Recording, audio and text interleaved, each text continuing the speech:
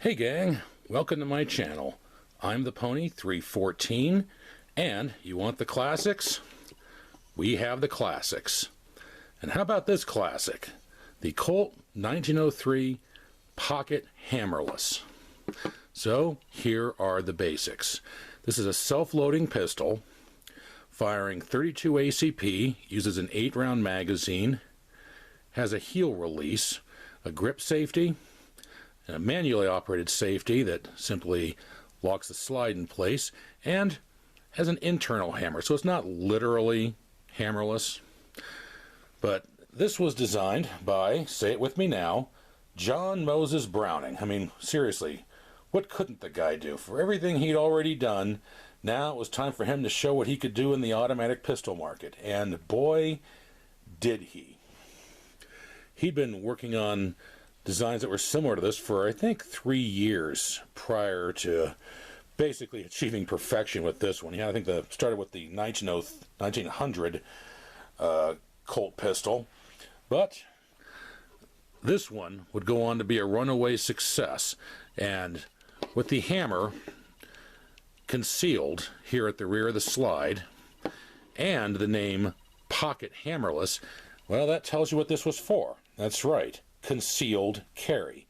The idea of using a fairly lightweight automatic pistol for concealed carry, well, that's not a very new idea. But in addition to civilians carrying these for self-defense or to keep in the sock drawer or whatnot, it found an awful lot of favor with criminals who had a couple of options, because there was also a follow-up version, the 1908, which was chambered in .380. That one had a 7-round magazine, by the way, but visually they were pretty much identical. But the 1903 and 32 ACP was the more popular one. I guess just like today, some people will choose capacity over power. But in terms of criminals, Al Capone had one of these. Bonnie Parker of Bonnie and Clyde infamy used one to bust Clyde out of prison. John Dillinger was actually carrying one when he was killed.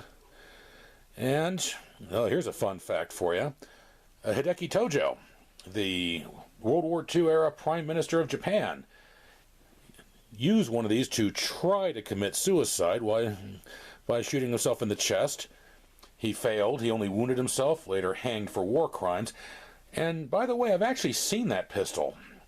It's on display in the Douglas MacArthur Museum in Virginia Beach, Virginia. I lived in Virginia Beach for a few years back in the 80s, and I had occasion to see it, so that was pretty cool.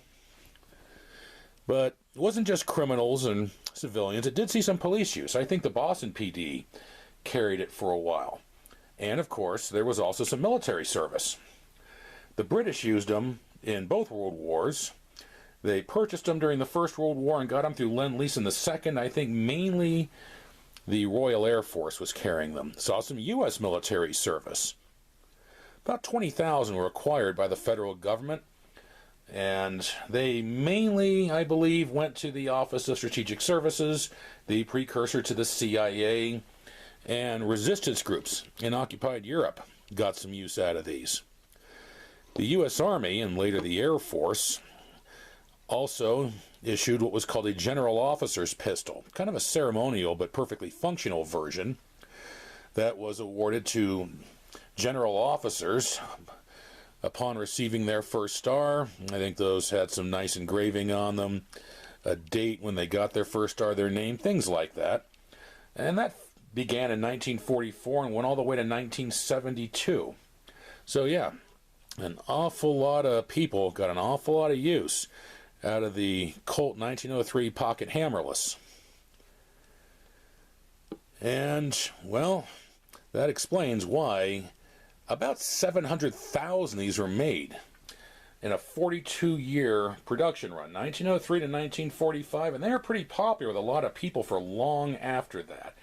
Now, these days, for obvious reasons, we tend to regard this as a gangster gun. And there were a lot of them in use in Prohibition and with the road bandits in the 30s.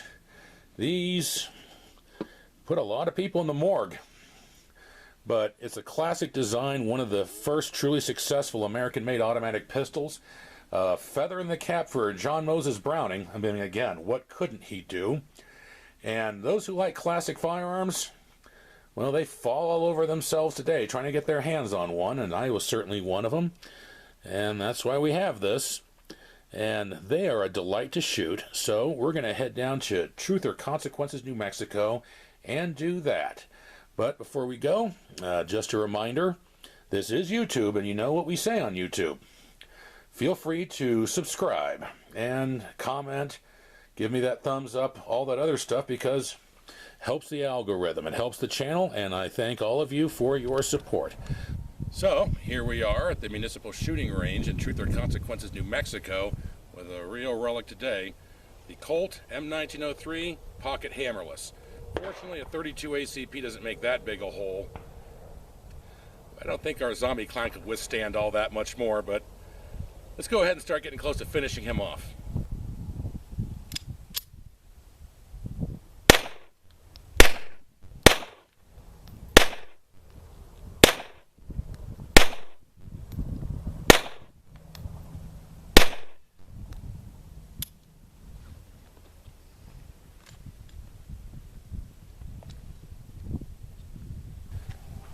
Time for our second shoot with the M1903 Colt Pocket Hammerless.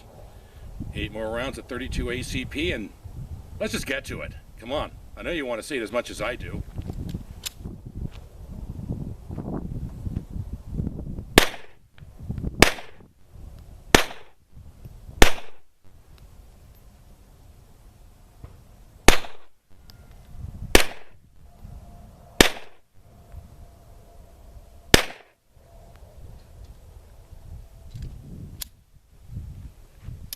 So that was our episode on the M1903 Colt Pocket Hammerless. Thanks for watching. Do hope you enjoyed. And if you like what we do on this channel, you know the drill. Like, share, comment, subscribe, all that good YouTube stuff. I'm the Pony 314, and I'll see you at the range.